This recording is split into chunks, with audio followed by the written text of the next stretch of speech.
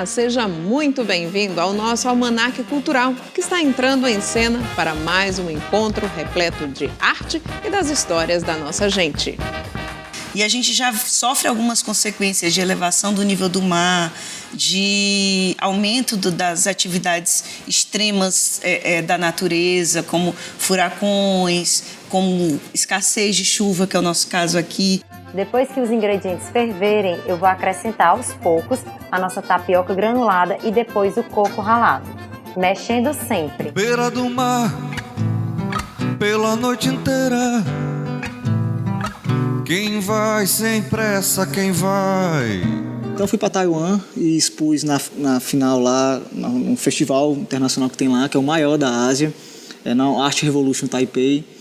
São pautas que estão sendo suscitadas agora. Imagina, há 30 anos atrás, uma mãe, nossa, eu acho que a minha filha, na verdade, tem uma identidade de gênero de um homem. Os pais não conseguiam dialogar com isso. Todos de você contra todos de mim. O crescimento das cidades, das indústrias e do número de automóveis tem causado sérios problemas ao meio ambiente. O desenvolvimento é importante, mas de forma sustentável, para saber de que forma cada cidadão pode contribuir para a preservação do nosso planeta, estamos recebendo a jornalista, professora e mestre em desenvolvimento em meio ambiente. Maristela Crispim, muitíssimo grata por sua presença aqui no nosso Almanaque Cultural. Maristela, Eu que agradeço. Nesse tempo todo, saindo da Universidade Federal do Ceará, onde você fez jornalismo, né?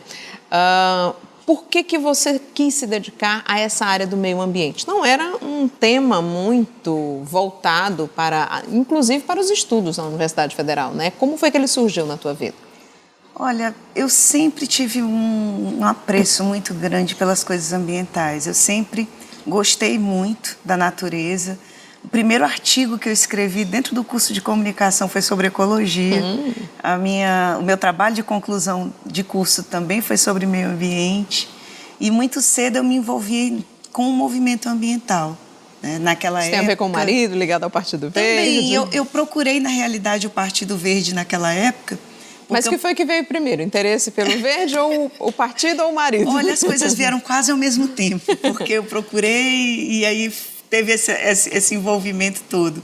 Mas é porque o Partido Verde, naquela época, ele era mais movimento ambiental do que partido, né? Partido político. Então, desde muito cedo eu me envolvi com isso e comecei a estudar um pouco mais. E, enfim, fui seguindo nessa carreira e estou aqui hoje. Nesse tempo todo, você viu crescer, né, o movimento em busca de um mundo melhor, de uma natureza mais preservada. Só que, se de um lado a gente pede que a natureza seja mais preservada, tem um outro muito maior que destrói muita coisa, né? Como é que está essa relação? Olha, quem está perdendo mais? A gente vive um momento muito difícil. A gente, voltando na história, isso começou na época da Revolução Industrial ainda. A gente começou com a combustão, o motor a combustão, os primeiros veículos, as primeiras indústrias, a fabricação do plástico. Só que a nossa população foi crescendo, foram aumentando as necessidades, entre aspas, de consumo, porque a gente consome muito além do que a gente precisa na realidade. E a gente chegou a um ponto que o ser humano foi capaz de interferir no próprio processo natural. Né? As nossas emissões de gases conseguiram amplificar a questão do aquecimento global e a gente já sofre algumas consequências de elevação do nível do mar, de aumento das atividades extremas da natureza, como furacões, como escassez de chuva, que é o nosso caso aqui, excesso de chuva em outras regiões. Mas aí a gente tem, de um lado, um dos presidentes dos países mais poderosos do mundo, como os Estados Unidos, que não acredita em aquecimento global, que não acredita que a poluição possa estar causando algum problema ao planeta. E aí? Infelizmente, né? A gente, como eu disse, a gente vive um momento difícil e que é mais dificultado ainda por esse tipo de visão. Que, assim, hoje você tem um dos homens mais poderosos do mundo com essa visão, mas, na realidade, é uma parcela ínfima, quase desprezível da comunidade científica que comunga com as ideias dele, né? Mas é nela que ele está se baseando. É né? nela que ele se baseia, infelizmente. Mas é aquela visão economicista, né? Imediatista, que só pensa no produzir hoje riqueza, vamos ser prósperos, mas não pensa no futuro dos filhos, dos netos, Sabe dos que que virão. me lembra, para quem tem filhos como nós, eu só lembro daquele filme Wall-E, né? A Terra ficou só com o lixo e tiveram que sair daqui para ir para outro local, porque estava insustentável a forma de vida aqui na Terra. Será que a gente vai ter essa nave para escapar? Eu espero que a gente não precise, mas assim, se você for avaliar o planeta, ele parece que consegue dar um jeito, dar uma volta. Se você for avaliar há milhões de anos atrás, a gente teve catástrofes ambientais no planeta que extinguiram praticamente quase todas as formas de vida. E o planeta deu um jeito de voltar. Agora, a questão é se nós e as formas de vida hoje existentes, das quais nós dependemos para nos alimentarmos, nos vestirmos, nos locomovermos, vão existir. Ou vão resistir ao que está aí, né? A gente está se envenenando muito, né? Os frangos têm hormônio. O gado também tem hormônio, né? Então você não come nem peixe, nem frango, nem gado, nem porco. Aí você tira a carne. Não, vou virar vegano. Aí as frutas, verduras, hortaliças, legumes, cheio de agrotóxico. Você vai viver de água e luz agora, né? Não, água não, porque pode estar contaminada também. Você vai viver de luz, né? Porque a gente vai chegar a um ponto em que a gente não vai ter mais como sobreviver nesse mundo sem estar sendo contaminado por algum tipo de coisa. Hoje eu recebi um comunicado da ONU que a estimativa para 2100 é de 11 bilhões de habitantes no planeta. Como alimentar toda essa população? Já existem estudos que indicam que é na variedade de alimentos que se encontra a solução. Não adianta você pensar em investir nisso ou naquilo para garantir a segurança alimentar das pessoas. Você tem que garantir a segurança alimentar das pessoas com os produtos locais, com os produtos da estação e se preocupar mesmo com a produção desses alimentos. Você falou nos hormônios, mas existem outros problemas relacionados. A gente hoje consome carne que vem do desmatamento da Amazônia, um desmatamento que poderia ser evitado, porque nós temos no Brasil muita terra já desmatada, que pode servir para a criação de gado, sem a necessidade de você desmatar áreas virgens, áreas nativas e importantes para a manutenção do equilíbrio da nossa natureza. Até porque, à medida que você vai abatendo esse gado, esse outro aqui vai crescendo para ocupar o espaço desse aqui que já foi para a barriga do povo. Pois é, então. E com relação aos agrotóxicos, a gente tem um problema sério, seríssimo, que vai da contaminação do solo e da água, do próprio agricultor que aplica aquele produto, à nossa saúde, nós que ingerimos esses alimentos. E agora, recentemente, o nosso governo coloca a liberação de mais 166 produtos. Inclusive proibidos fora, inclusive, né? Eram banidos daqui de vários países, exatamente pela alta periculosidade desses produtos. Então, assim, como é que a gente fica, né, diante de uma situação como essa? Como é que a gente pode ser sustentável nesse mundo? Olha, é difícil, mas a gente não pode desistir. Eu estou aqui hoje conversando com você exatamente por isso. Como a gente conversou aqui sobre a minha trajetória, onde eu vou, eu carrego essa bandeira comigo. Gente, olha, a Maristela, ela tem propriedade para falar sobre isso, porque são 45 prêmios de jornalismo só sobre essa questão da natureza, da ecologia, do mundo sustentável de uma forma... E prêmios internacionais, né? Vamos falar um pouquinho sobre esses prêmios aí. 45, qual que mais mexe contigo? Olha, realmente foram muitos prêmios, mas assim, os prêmios, eles reconhecem não apenas um trabalho individual, né, mas um trabalho de construção coletiva. Sempre eu gostei de trabalhar em equipe. E eu sempre trabalhei em equipe. Eu preciso destacar isso, que esses prêmios não são só O meus. jornalista não trabalha sozinho, né? São fruto de um Em TV trabalho a de gente tem equipe. muita gente, no jornal também, rádio, são muitas pessoas trabalhando para E o mais objetivo. importante para mim, por incrível que pareça, não é o valor monetário, o troféu na prateleira ou o título dentro do currículo, mas é levar essas histórias mais adiante. Essas histórias que a gente conta de resiliência do povo do semiárido, de convivência com as adversidades climáticas, da cultura, da riqueza que a nossa região tem. Então, assim, poder levar essas questões no nível regional, nacional, internacional, eu acho que é um grande prêmio que a gente recebe, de não só os nossos leitores serem contemplados com essas informações, mas outras pessoas. Porque, assim, eu sempre investi, eu tenho procurado investir nas coisas positivas, nas coisas boas, no que a gente está fazendo de bom, no agricultor familiar que desenvolve uma tecnologia ou que é beneficiado com uma tecnologia. Enfim, é nesse tipo de história que eu tenho investido e pretendo continuar. Maristela, hoje você tem um canal, né? Você não está mais na dita imprensa privada, mas você tem um canal onde as pessoas podem encontrar e ter acesso e entrar, se engajar nessa luta também, né? Como é que elas fazem para... Bom, tem poucos meses, né, que eu criei a agência Econordeste. Ela é uma agência de conteúdo exatamente voltada para as questões da sustentabilidade na nossa região, que eu acho assim, que a gente precisa ter mais canais como esse. A gente tem muita gente boa escrevendo na área de jornalismo ambiental no Brasil, mas assim, muito Mata Atlântica, muito Amazônia e o semiárido. E o nosso sertãozinho, né? E a Caatinga, o litoral do Nordeste. A gente tem muita coisa bacana por aqui. Então, a Econordeste, hoje a gente tem um site, www.agenciaeconordeste.com.br, e a gente está nas redes sociais, no Facebook, no Instagram, no YouTube, no Twitter. E a nossa ideia é exatamente propagar essas boas ações. Dá para ver também as matérias suas que foram premiadas? Elas estão no site?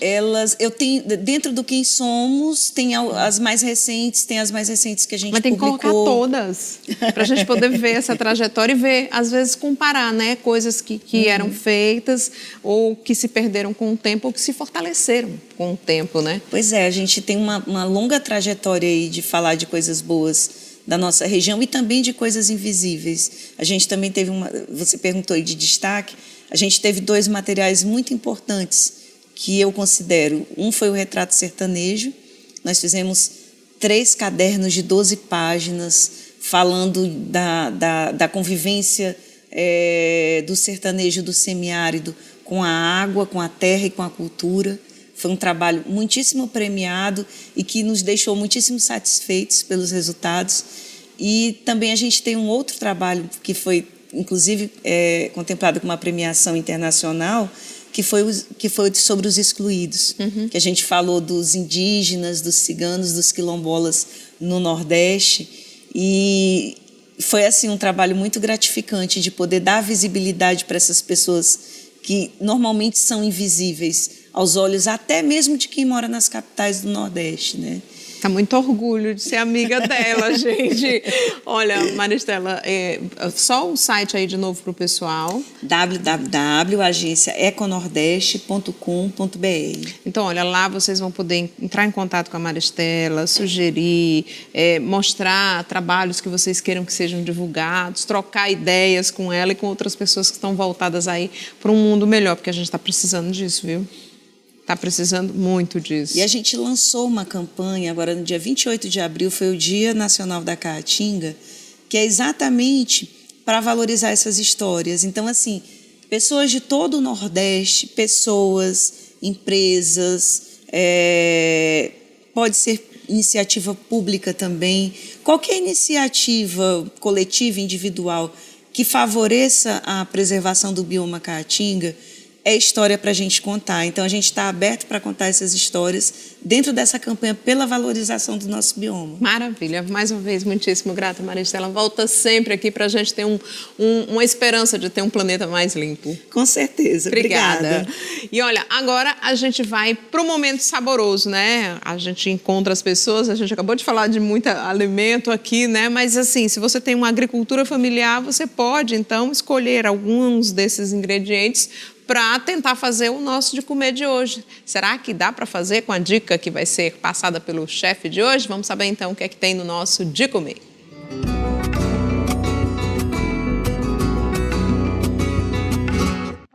Olá, Carla Soraya. Olá, pessoal do Almanac Cultural. Hoje nós iremos preparar uma receita muito gostosa e muito fácil de fazer. O nome da receita é bolo de tapioca. Vamos lá aos ingredientes. 500 gramas de tapioca granulada, 100 gramas de coco ralado, 360 gramas de açúcar, 600 ml de leite de coco, 600 ml de leite, uma lata de leite condensado e uma colher de sopa de óleo. Vamos lá para o modo de preparo da receita. Você vai pegar uma panela de tamanho grande, vai colocar o leite de coco,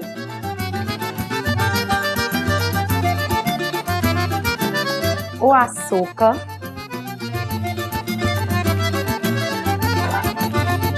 e o leite condensado. E agora nós vamos levar todos esses ingredientes que nós colocamos na panela ao fogo. Vamos deixar ele de médio a alto para ferver. Depois que os ingredientes ferverem, eu vou acrescentar aos poucos a nossa tapioca granulada e depois o coco ralado, mexendo sempre.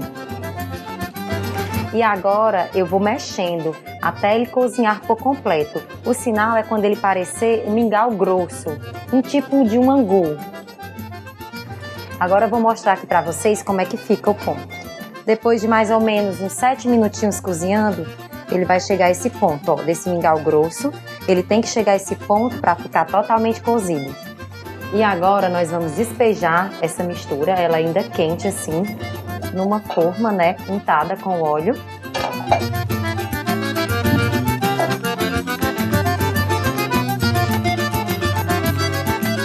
E agora nós vamos levar essa mistura aqui para descansar na geladeira durante 4 horas. Depois você vai retirar da geladeira e desenformar. E após o nosso bolo pronto e desenformado, nós iremos finalizar com leite condensado e com o coco ralado.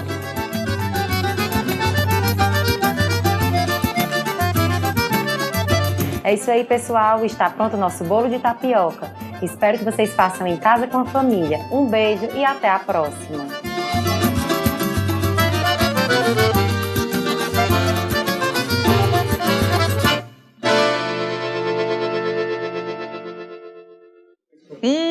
Mais uma delícia de dica para você fazer aí no seu final de semana, reunir os amigos ou para uma pessoa especial. Agora no nosso palco um grande encontro de 2 gerações e 2 violões, Pedro Frota e Isaac Cândido.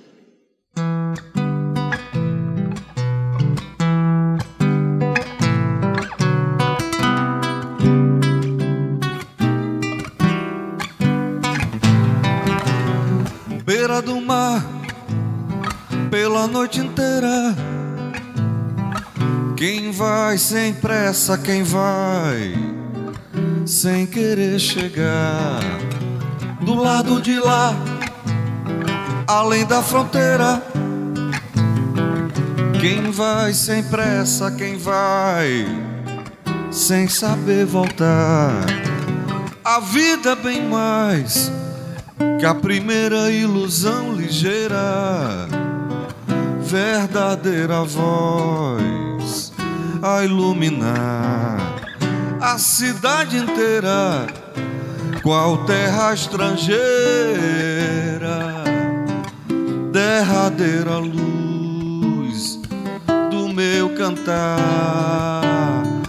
Beira do mar, pela noite inteira. Quem vai sem pressa, quem vai sem querer chegar do lado de lá, além da fronteira. Quem vai sem pressa, quem vai sem saber voltar. A vida é bem mais que a primeira ilusão ligeira, verdadeira voz a iluminar a cidade inteira, qual terra estrangeira, derradeira luz do meu cantar. Se não vai ter fim, se te quero sim, se o amor em mim se libertar. Nas noites a mais já tão desiguais, se o amor nos faz acreditar.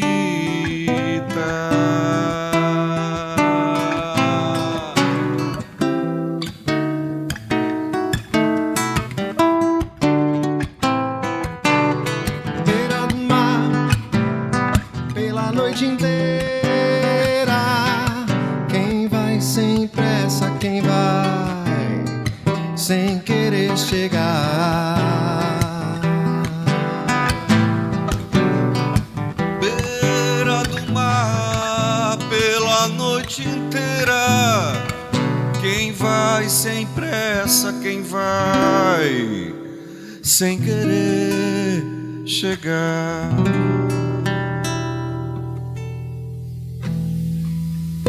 Isaac Cândido, Pedro Frota, muito obrigada pela presença de vocês aqui. Esse encontro de gerações aqui no nosso Almanac Cultural, não é isso? Oi, Carlinha, eu que agradeço aí pelo convite.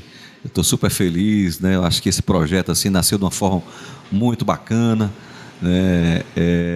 Eu conheci o Pedro há pouco tempo, né? O baixista toca comigo, chamado Miquel dos Santos, né? Ficava sempre falando do Pedro. Isaac, precisa conhecer o trabalho do Pedro, precisa conhecer o trabalho do Pedro. E Ficou até curioso. então eu não conhecia. Até que um dia que eu fui a um show no Centro Cultural do Banco do Nordeste, tá? E aí estava o Pedro participando desse show.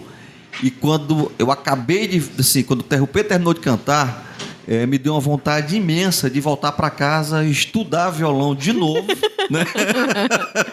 Uai! E começar a fazer música de novo, né? Continuar o processo de fazer música. Como eu já estava conversando com o Davi Duarte, né? Assim, a respeito da gente fazer de novo, né? Um show, né? Porque há uns 20 anos atrás, né? Quando a gente estava começando a fazer shows, eu fiz um show com o Davi Duarte no centro, lá no banco no BNB Clube, né? E tinha esse tempo todinho, né? O Davi passou a cuidar muito da carreira dele, eu também fui pro meu lado também fazendo 1001 projetos. Vocês fizeram um CD, era a noite, o som da noite. Não, era um projeto do Davi com o Paulo Façanha e tinha mais uma outra pessoa também Não era você, participando. não? Não participei do Som da Noite, não. Mas né? tinha. Mas eu estava nos bastidores de produção. Você estava eu cheguei... na produção. Eu lembro que você estava na produção de alguma forma. Eu acho até que aquela música Bêbado estava nela, não estava, não? Não estava, não. Não entrou no Som da Noite, não. Não? Né? Então tá. Mas você estava participando da produção. Tá, eu fiz algumas produções lá para ele. Então, nos últimos anos, né, eu virei pessoa jurídica, né, e fiquei muito dedicado à produção dos grandes nomes da música brasileira. Acabei um pouco deixando o meu trabalho como compositor, como músico, um pouco pro lado. Né? Você virou empresário, né? Deixou mais de ou ser... menos, a palavra empresário se remete a ser uma coisa muito rica, né? Trabalhar Mas com cultura. da música no Brasil, a gente sabe que pena muito. Empresário da música no Brasil... Tem uns sabe... muito bem-sucedidos aí, a gente sabe disso. Tem pro Rio e São Paulo, vida, e a galera que tem que batalhar legal, que é aqui no Ceará. É o meu caso. Então. Todo dia a gente tem que matar um leãozinho aí. Né? Mas graças, né, eu consegui realizar o sonho de fazer grandes nomes, né? Tipo assim, Milton Nascimento, Grande Encontro, Paralama de Sucesso, Fagner de Nardo. Daqui do Ceará eu só não fiz o Belchior, a produção para ele, mas o agora resto da também turma não dá toda, mais para fazer, né? Infelizmente. Mas aí tem um monte de projetos que estão rolando com o nome dele, dá né? para fazer tributo. Que eu lamento muito, tipo assim, normalmente o Ceará tem essa coisa de valorizar as pessoas depois que eles se vão, né? Mas ele também sumiu, né, durante muito tempo e não ficou fazendo show, não. Agora, como eu ouvi essa história daí, Pedro? O Isaac querer voltar a estudar violão, o que foi que você fez que encantou tanto o Isaac? Já sabia, né, dessa história. Quando ele me abordou a primeira vez foi dizendo isso. Ele, rapaz, Sério? eu te vi cantando. E cheguei em casa, eu estava um tempo sem compor, sem pegar no violão, trabalhando muito em produção cultural, e cheguei em casa e vou tocar, vou compor, e comecei a tocar e vou chamar o Pedro para fazer um show com a gente também. Fiquei com os dedos fervilhando, né? Ele chegou e despejou tudo assim em cima de mim. Aí eu fiquei, opa! E foi uma alegria muito grande, porque apesar dele estar se dedicando mais à produção, o Isaac tem uma história muito importante, muito relevante. Ele, o Marcos Dias e outros parceiros dele, mas principalmente com o Marcos Dias, que acho que foi a dupla dinâmica ali de muitos anos, muitas composições. E Escaloradas da Universidade Federal do Ceará. Eu fui, e a cantavam. obra que eles têm, que eles já gravaram aí 2 discos, a Simone Guimarães gravou muita coisa deles também, mas tem muita coisa. Quando eu me aproximei do Isaac, eu descobri que tem muito mais coisa. Tudo na gaveta. Que não foram gravadas, várias coisas inéditas que a gente vai, inclusive, apresentar no nosso show. E eu acho que ele foi tocando as músicas dele. O Isaac, tu deve ter uns 300 músicas ou mais, né? E é muita coisa boa, muita coisa muito relevante para a música brasileira, para a música cearense. E aí eu tive a oportunidade de, através do Isaac também, conhecer o Davi Duarte, que também é um compositor sensacional, fora de sério, que já tinha um trabalho conhecido. Vozeirão também, e né? com super voz, super interpretação. Eu venho aprendendo muito com ele de como tratar uma canção, como interpretar. A gente vem dividindo isso. E o Davi, nesse tempo que ele ficou afastado dos palcos, ele vem compondo muito, está com muita composição nova, muita novidade, Ou seja, coisa, material para lançar. temas atuais. EP, CD, LP se voltar, né? Porque agora tá voltando a moda do LP de novo, de vinil. Dá para fazer uns DVD, 5 pendrives. Muito. E se juntar, composição de todo mundo. E eu cheguei aqui, por último, metido aqui com minhas composições também. Aí a dificuldade do show foi selecionar tanta coisa, assim. Tá certo. Meninos, como as pessoas vão poder saber os dias, os horários, os locais, a agenda de vocês para esse show ou para os shows individuais de vocês, né? As redes sociais. Bem, fizemos um lançamento em grande estilo, que foi no Cine Teatro São Luís. Agora, no próximo dia 20 de julho, estaremos com o show Somos Todos Nós Assim, no Centro Cultural do Banco do Nordeste, às 19h, às 19 horas. E queria reforçar o convite para quem não foi, quem perdeu a oportunidade. Então, quem quer rever, né, vamos lá, vai ser... Nesse caso aí vai ser de graça, né? Melhor ainda. Porque é melhor ainda para a turma aí, né? Para todos eles, né? E para seguir o nosso projeto mais de perto, a gente já está nas redes sociais, no Instagram, no Facebook. É só procurar lá, Somos Todos Nós Assim. Vai encontrar lá minha cara, do Isaac, a do Davi. Agora, porque somos todos nós assim. Aí você fica pensando, somos todos nós assim, assim. É para deixar essa interrogação, somos o quê? Nós o quê? Esse foi o grande... Assim como? Essa foi a grande discussão que nós tivemos, né? Que, tipo assim, a princípio ia ser o nome de um grupo, né? Tipo assim, vamos ter um nome para o grupo. Aí depois, não, a gente decidiu ter o nome do show, né? Usar os nossos nomes, né? E colocar o nome do show. Essa música aí é o nome de uma música, né, que faz parte do show. É um trecho, né? Tá, que é um trecho. É um trecho de uma música, de na uma verdade. Música de uma música do Isaac e a parceria letra com o Marcos Dias. Do Marcos Dias, grande poeta. A parceria. E aí a gente Marcos decidiu Dias. fazer todo o conceito do show em cima de todos nós, né, em cima do que somos, né? E aí se desenrolou toda essa trama aí. É um trecho da música que na música é quase um mantra, é um mote que se repete sempre. Somos todos nós assim, somos todos nós assim. E a gente estava discutindo conceitos, e vai e vem. Eu lembro que a letra estava em cima da música impressa. E às vezes falava, todos nós assim, somos todos nós assim, do nada. Gente, tá aqui, ó. Tá na cara, né? O título do show tá escrito aqui várias vezes nessa letra aqui, né? Então, tá certo. A rede social do Pedro? Pedro Frota Música. Do Isaac? Isaac Cândido JR. Facebook tem uns 4. O único cabeludo Mas é o Isaac. o Instagram eu estou usando com mais frequência, né? Fica mais fácil de me achar, que é Isaac SAAC Cândido JR. Você me acha lá, eu sempre Ou respondo então as procura mensagens. Somos Todos Ou então Nós somos todos Assim. nós assim, que aí um assim. da gente responde. Aí vocês marcam vocês mesmos e aí o povo vai procurar. Isso. Tá bom. A gente pode ouvir mais uma? Claro. Então vamos lá, ouvir um pouquinho mais de Pedro Frota, Isaac Cândido aqui no nosso Almanac Cultural. E não esqueça, você pode acompanhar o nosso Almanac também nas redes sociais, Almanac Cultural CE. E aí você vê também fotos dos bastidores dessa gravação.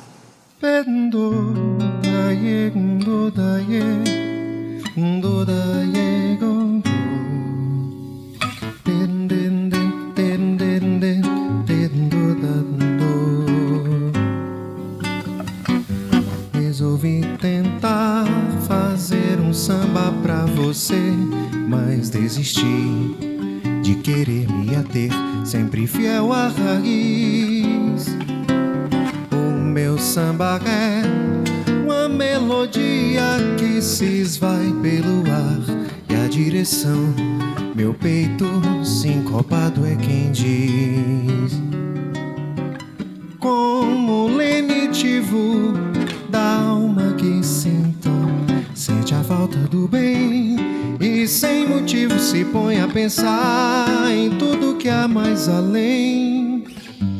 Se me consolar, vou compor e dispor desse momento de introspecção, profusão do meu ser verdadeiro, destino primeiro de um samba canção.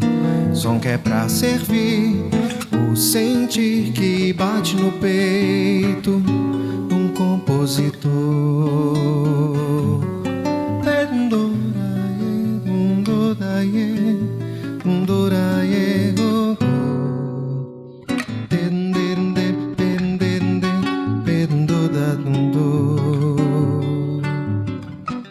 Resolvi tentar fazer um samba pra você, mas desisti de querer me ater, sempre fiel à raiz.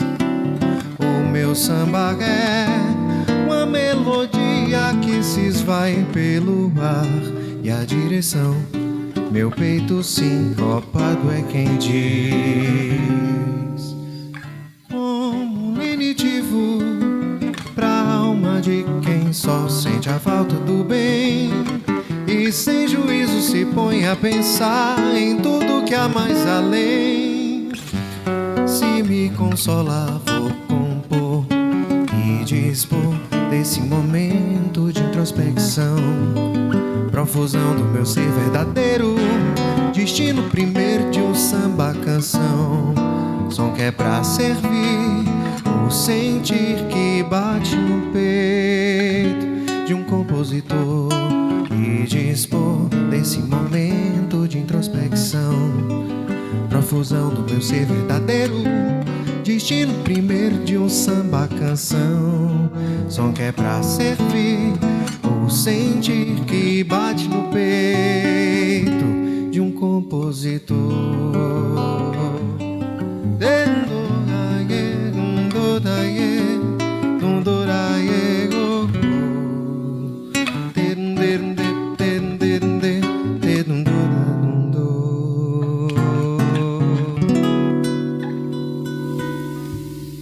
Muitíssimo grata a Isaac, Pedro, pela presença de vocês aqui. Voltem sempre, tá certo?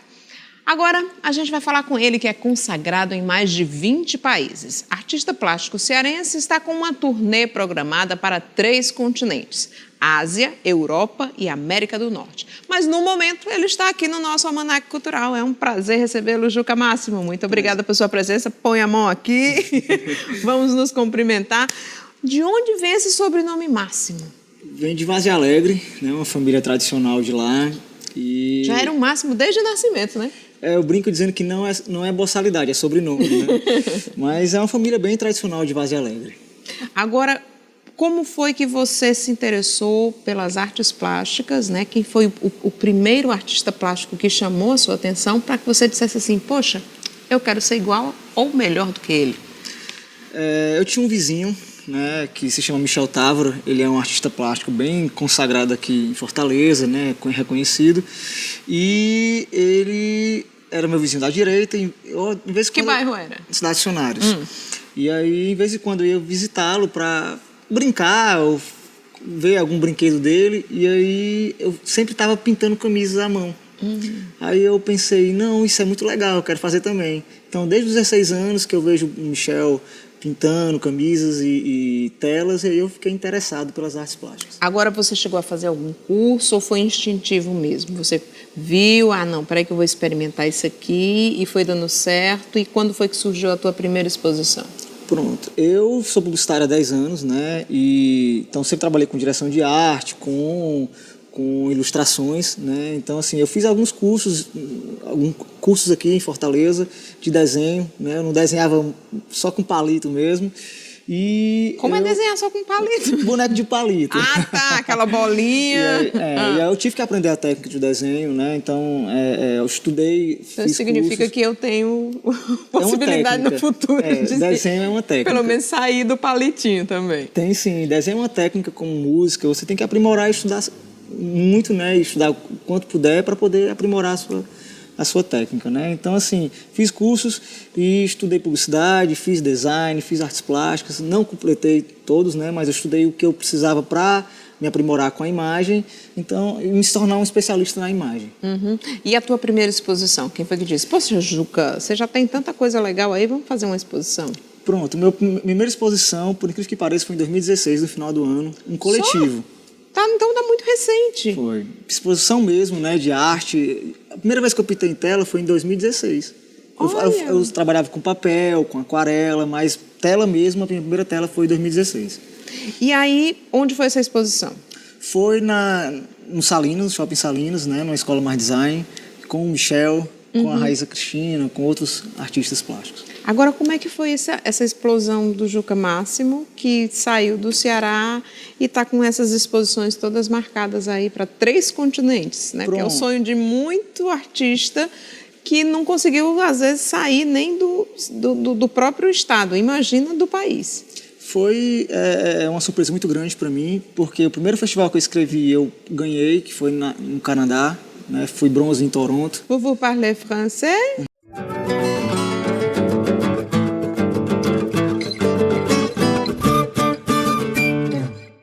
Ele entrou para a história do Ceará como o primeiro homem transexual a ter o nome registral oficializado no documento. Há 6 anos, ele advogava com o seu nome de batismo, Camila, mas agora se chama advogado Murilo Gonçalves. Seja muito bem-vindo aqui ao nosso Almanac Cultural, Murilo. Muito obrigada pela presença. Mas vamos começar bem do comecinho. A Camila fez toda a faculdade, fez a pós-graduação, fez tudo como Camila. Exatamente. E só agora já adquiriu aí o nome Murilo. Vai ter que trocar tudo, né? Vou ter que trocar tudo. Eu me formei pela Universidade Federal do Ceará, ingressei em 2006, finalizei em 2012. E aí, o que foi que aconteceu? Eu fiz toda a minha graduação, todo o meu mestrado, inclusive o doutoramento que eu fiz no exterior, tudo utilizando o nome Camila. E aí, agora eu estou nesse movimento de trocar todos os meus documentos. Então, RG, CPF, carteira de trabalho, passaporte, até alistamento militar. Agora, aos 30 anos, eu tive que ir lá, jurar a bandeira.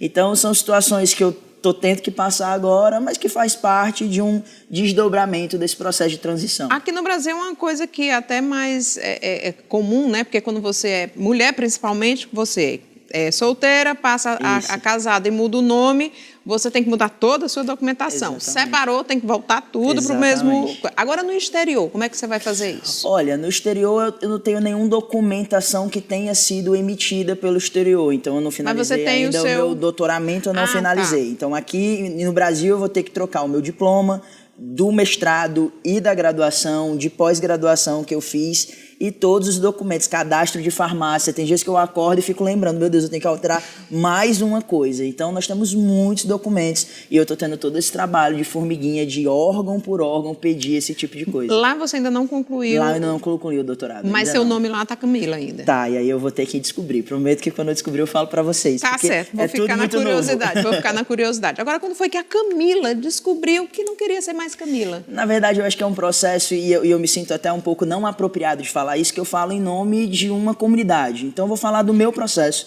Cada processo é muito individual. Muita gente tem me perguntado, poxa vida, quando é que você descobre? Para mim foi um processo muito individual. E aí eu digo que comecei a minha transição há mais ou menos uns 2 anos. Eu comecei a me questionar em relação a isso. E aí começa todo um processo. Por exemplo, cortar cabelo foi o primeiro movimento muito drástico, né? As mulheres geralmente têm um padrão de cabelo grande. Ah, mas tem homem que tem cabelo grande. Pois é, mas aí quando eu cortei, eu disse, poxa vida, peguei mais um signo, mais uma marca masculina. E quando você vai dando esses passos, aí você vai vendo, poxa, eu não preciso usar vestido, eu não preciso usar salto. E aí você começa a perceber que você se sente à vontade. Não precisa levar aquela quantidade de roupa na mala. Imagina, é tudo muito mais simples. É um sapato, uma camisa e acabou, tá tudo certo, você tá arrumado. Então, foi um movimento gradativo. Cada pessoa tem aí o seu momento, né, os seus passos.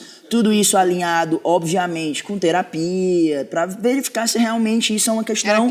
Não é fácil. Eu não digo para ninguém tomar uma decisão dessa de um dia para a noite. Não acho que é assim. Acho que você tem que se indagar. E quando você acha que aquilo realmente vai te fazer feliz, então você toma os passos, pesquisa e vai meio que tateando para ver até que ponto você acha interessante. Tem brinco, tem tinha brinco. Orelha furada. Nossa, a minha mãe, ela aquela tem mãe... Tem 2 buraquinhos aquela mãe em cada bem orelha. tradicional. Então eu pego assim, poxa, mãe, eu era um boneco, parecia um bolo vestido de tanto babado, laços enormes. Então assim, não foi... Você usava cabelo muito grande? Muito grande. Depois eu mando aqui fotos para vocês virem assim. E realmente eu tive tudo, vestidão na formatura. Então 15 anos. 15, meu Deus, 15 anos. Eu negociei, eu mando a foto dos 15 anos. Então eu tive que negociar com minha mãe, eu não quero bater essas fotos. Então eu sempre tive Você alguma fez festa, valsa, tudo que tinha pra fazer. Minha mãe foi aquela mãe quase McDonald's. Ela fez o padrão inteiro, assim. Tudo que tinha para fazer, ela fazia. E eu nunca me senti muito à vontade. Eu, em um determinado momento, não entendia muito bem, porque são pautas que estão sendo suscitadas agora. Imagina, há 30 anos atrás, uma mãe, nossa, eu acho que a minha filha, na verdade, tem uma identidade de gênero de um homem. Os pais não conseguiam dialogar com isso. A palavra identidade de gênero não se juntava, E aí o máximo que a gente tinha, vamos botar e voltar 2 décadas, 3 décadas, era a questão da orientação sexual, que é completamente diferente, né? Então, hoje eu digo, eu sou um homem trans hétero, a pessoa fica assim, peraí, eu não tô entendendo. Vamos traduzir por você não consegue entender. Então, eu sou um homem... Como é que você traduz? Eu sou professor universitário, então eu tento ser o mais didático possível para que as pessoas entendam e não coloquem isso na conta do tabu, porque não é um tabu. A gente precisa dialogar, levar informação e a partir daí as pessoas vão se apropriando dessas pautas. Quando a gente fala em orientação sexual, é a pessoa pela qual você tem desejo, você tem tensão, você tem pulsão sexual. Você pode gostar de parcerias masculinas ou parcerias femininas, e aí vai depender. Você pode ser uma mulher lésbica ou um homem gay. Isso é uma questão, por quem você se sente atraído. Identidade de gênero é outra coisa completamente diferente. É como você se identifica. Você pode ter nascido uma mulher e ser uma mulher cis. Então você nasceu como uma mulher e gosta de se apresentar como mulher. E você pode ser um homem cis, que nasceu homem e aí também vai se apresentar como homem. As pessoas trans são aquelas que não se identificam com o seu corpo, é o que a gente chama de disforia. Você não se sente muito à vontade, às vezes, com seus seios, você não se sente muito à vontade, às vezes, as mulheres trans... Tem mulheres que passam faixa nos seios, você usa né? faixa. As mulheres trans, por exemplo, não gostam do pomo de Adão, a voz mais grossa. Então, tudo é uma tentativa de você se realinhar para você circular dentro de uma sociedade de um modo muito mais interessante. Eu acho engraçado agora, todo mundo, meu Deus, você tem barba, o que foi que você fez? Eu digo, olha, isso faz parte da transição. É exatamente isso. É você buscar alguns signos que vão lhe identificar. Eu tenho amigos trans que não querem barba. E aí vai muito de pessoa para pessoa. Mas aí você estimulou a barba através de hormônio. Exatamente. O processo de transição de rigor, isso também não é uma regra, você começa o que a gente chama de hormonioterapia. Obviamente, com acompanhamento de um médico, um endocrinologista, ele vai fazer a sua avaliação hormonal e, por exemplo, a minha transição, ela envolve apenas e tão somente a tomada de testosterona, que é o hormônio masculino. Mas, Murilo, me diz uma coisa. As mulheres já têm propensão a ter alterações hormonais todos os meses, né? A alteração hormonal mensal, somada a uma hormonioterapia, isso não vai, por exemplo, mesmo que você tenha uma outra identidade, te deixar mais propensa a ter algum tipo de câncer por conta dessa... Isso eu acho que é uma questão de ordem, é questão de saúde também que você tem que se preocupar. E aí eu pesquisei muito, é um problema que a gente tem, que a questão da transexualidade, ela é uma pauta nova, inclusive no mundo médico. Então a gente não tem estudos de casos de 30, 40, 50 anos para saber quais serão os reais efeitos. Então eu não posso ser até porque trazer numa uma mulher informação. que entra na menopausa, que toma medicação, hormonioterapia, tem um estudo comprovando que algumas, dependendo do tipo de hormônio, tem câncer com mais facilidade. Não há ainda no mundo trans essa questão científica já apurada e já taxativa de isso vai acontecer, isso não vai acontecer. Do ponto de vista do protocolo médico, e eu estou falando inclusive de saúde mental, a Organização Mundial da Saúde, a OMS, já tirou a transexualidade do rol de doenças. Então, primeiro, não é doença.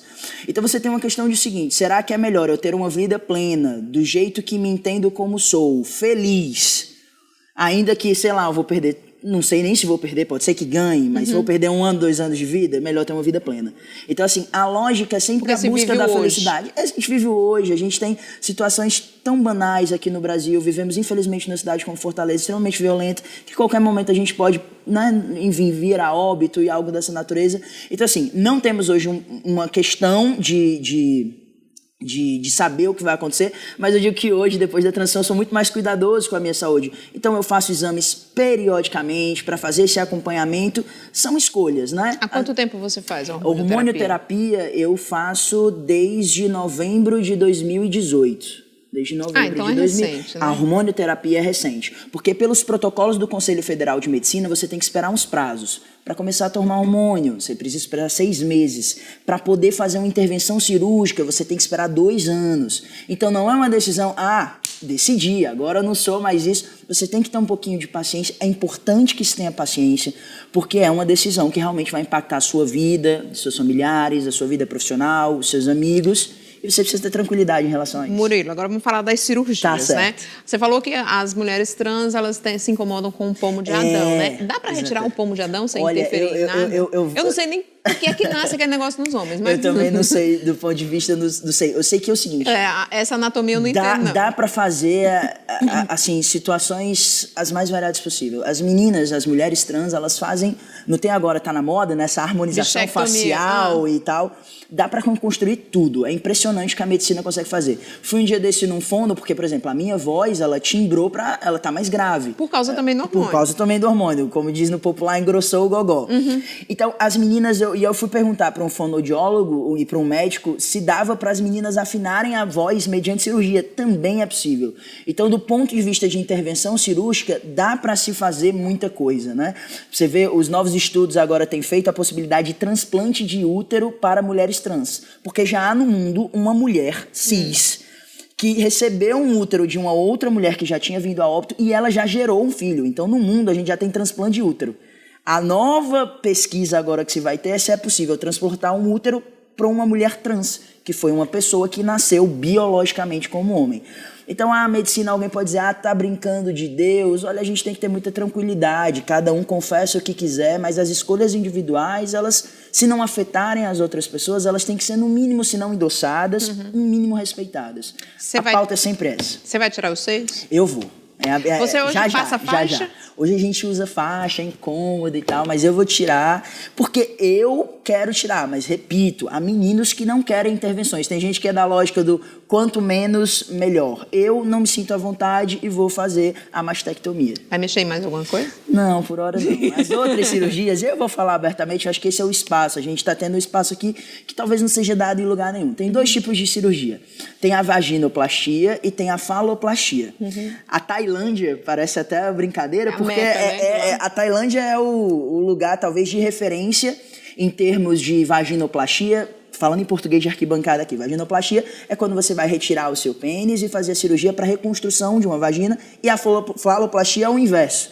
E aí a faloplastia, que seria, em tese, a cirurgia que eu iria me submeter, se eu quisesse, o ponto de referência é Londres. São cirurgias extremamente caras, no Brasil é em caráter experimental. Pra você ter noção, amiga minha... Mas fica com todas as funções? Fica com todas as funções, assim, dá para fazer... coisas que você... Eu não sabia que a medicina chegava a tal A ponto. medicina chega nesse ponto.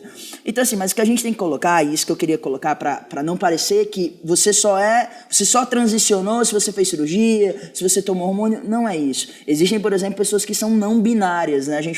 Muita gente brinca que hoje há uma sopa de letrinhas, né? LGBTQ+. Mas é o seguinte, pode ter um universo de letrinhas e todas têm que ser respeitadas. O que é queer, né? É o queer, né? Queer. Aí tem as pessoas que são não binárias, aí tem as São pessoas 13 tipos, né? Ou Olha, mais. são infinitos. Cada dia, eu mesmo que faço parte dessa sigla, A última vez que eu conversei com uma amiga minha que é sexóloga, ela dizia, não, eram 13 tipos, eram 17 tipos. Aí eu disse, será que não é mesmo isso? Eu realmente, em algum momento, eu tento me apropriar, porque eu acho importante que a gente conheça o outro para respeito, mas há alguns momentos que eu dialogo com a sexóloga que me acompanha também, doutora Débora Brito, e o Débora, o que foi que surgiu de novo para a gente poder dialogar. Então, eu acho importante que a gente comece a se apropriar, e é isso. A pauta é respeito, não é imposição, não é briga, ninguém está fazendo mal a ninguém. Olha, eu faço tudo que eu faço, dou aula para um monte de gente, advogo, e estou fazendo a minha parte e sendo feliz. E como é que foi para os alunos da Camila, para os clientes da Camila, de repente chegar e ver o Murilo? Ai, olha, foi uma Camila celebração. Gonçalves. Era, Camila, então eu chegava de barba até, um pouco tempo, esse ano ainda, de 2019, eu chegava e botava já de barba, terno, Camila Gonçalves. Eles ficavam assim, como assim, né? Trocou o professor... Mas é isso, em algum momento eu fui a Camila, eu não tenho raiva da Camila, a Camila me trouxe até o homem que eu sou hoje. Eu fico brincando com os meus amigos que eu sou um homem 2.0, porque eu consigo entender o que uma mulher passa, às vezes o desrespeito, e é isso que a gente precisa ter. Se a gente tiver esse olhar de cuidado com o outro, a gente consegue circular muito melhor. Mas os meus alunos me recepcionaram de uma forma brilhante, festa... Até porque a turma do direito tem que ter uma mente mais aberta para enfrentar esse tipo de coisa. O pessoal né? do direito, a gente tem que ter essa abertura ao novo. Somos os grandes palanques de modificação social. Então, foi muito interessante. Os meus alunos ainda bem aceitaram de boa. Obrigada, Murilo. Por nada, Você foi um o primeiro de muitos que Tomara virão por aí, que né? venha mais espaço. É isso que eu tô querendo fazer. De forma alguma, uma questão imagética para mim e sim para colocar essa pauta em discussão. Tá Muito certo. obrigado. Mais uma vez, muito obrigada. Volte Prazer. sempre que quiser e puder. Obrigado. E agora a gente agradece a sua companhia, a sua participação. Não esqueça de nos acompanhar nas redes sociais, o nosso Instagram, Almanac Cultural Ceará. Segue a gente lá que você conhece também um pouco dos bastidores da produção desse programa. Um grande beijo, Ceará, um beijo, Maior Brasil, um cheiro bem grande para todo mundo. E fiquem agora com o som da banda cearense Cães de Caça. Até a próxima edição.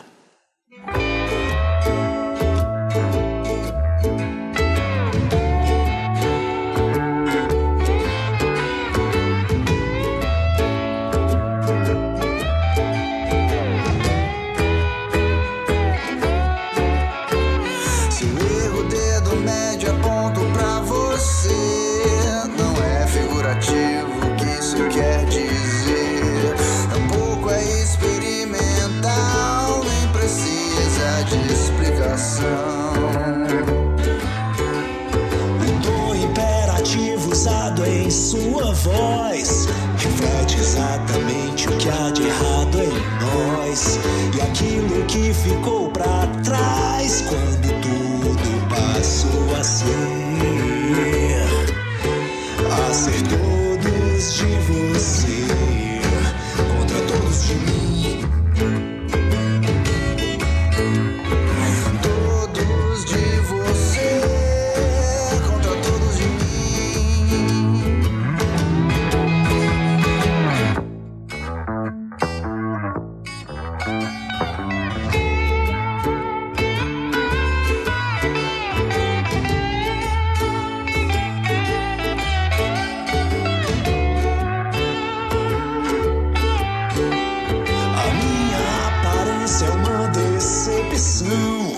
Pro seu temperamento infanto-juvenil que teima em afogar as mágoas que aprenderam a nadar. E o conto do vigário pode até servir, mas a fábula do sapo e do escorpião é a melhor forma de explicar como tudo passou a ser. ser todos de você contra todos de mim. Todos de você contra todos de mim. Yeah.